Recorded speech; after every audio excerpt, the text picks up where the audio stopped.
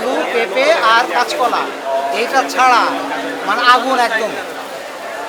যাতে হাত দেওয়া যায় সে আগুন, কোনোটাই কেনার কাজ না। মানে পকেটে যদি 5,000 টাকা নিয়ে আসি তাও কাঁচা বাজার হবে না। ঠিক আছে, এখন আর কি বলবো। একজন মধ্যবিত্ত পরিবারের চলার জন্য হ্যাঁ, তো আমি তো সেটাই বলছি, আমি তো মধ্যবিত্তের মানুষ। এই যে আসছি, দুই আছে ব্যাগ ভরে নিয়ে যাব। এখন এটা তো একটা রিক্সা ভাড়া যাইতে গেলে তো আমাদের কষ্ট হয় যে রিক্সা এত টাকা যাবে। এরপরে যে জিনিসই কিনি, বললাম তো 100 টাকা, 80 টাকা, 90 টাকার নিচে কোনো তরকারি নেই। একটা শাক সামান্য, কি বলে এটা, লাউ শাক, ছোট্ট একটা আটি, তার দামও 50 টাকা, যেটা 10 টাকা দাম হয় না।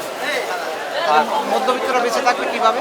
মাছের বাজারে কি যাওয়া যাওয়া না, মাছের বাজারে গিয়ে এখন আজকে যায়নি, কিন্তু মাছের বাজার অনেক অনেক দাম মাছ। ইলিশ মাছ তো হাত দেওয়ার কাজ না।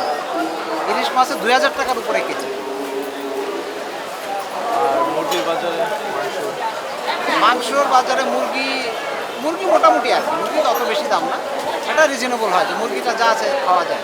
কিন্তু এই মাছ আর তরকারি একেবারে কীভাবে 1,000 টাকা একটা নোট নিয়ে আসতে কি ব্যাগ করে বাজার করতে হবে? না, মাথা খারাপ। এক ব্যাগের অর্ধেকও তো হবে না, এক ব্যাগের অর্ধেকও তো হবে। ঠিক আছে, ওকে।